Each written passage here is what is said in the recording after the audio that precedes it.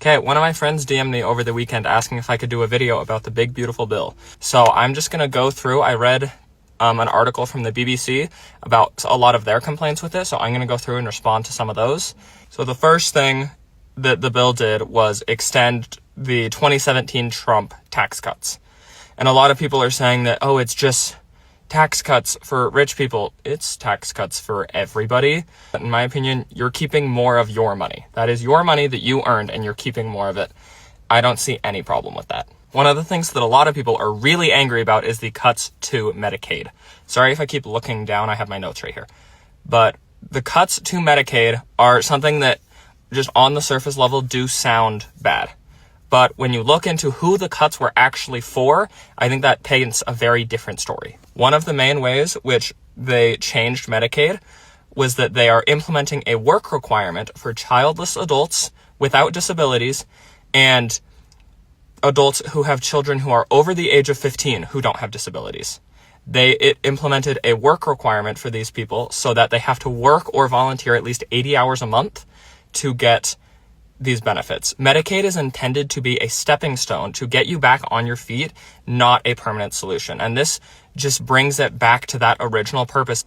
This bill decreased taxes on Social Security, which, in my opinion, is you keeping more money that you earned and were forced to put into the system.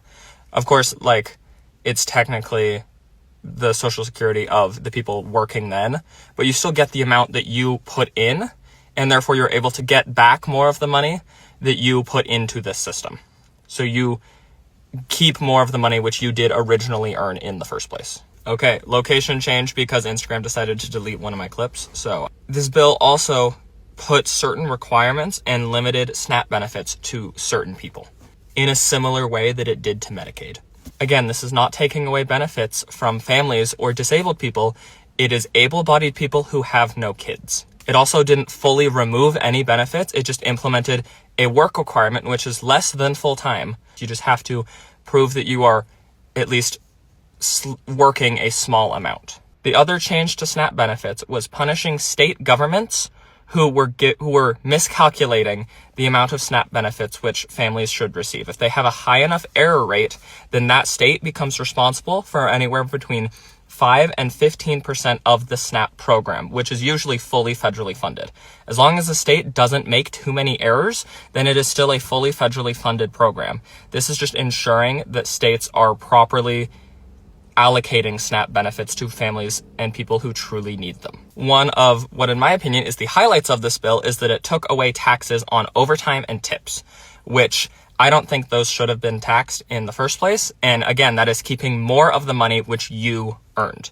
You either had really good customer service and people felt that they should tip you a certain amount, or you worked more than is required of your job and you should be able to keep that money because that is money that you earned. But that is my overall thoughts on the big beautiful bill. To the person who DM'd me, I hope this was helpful to you.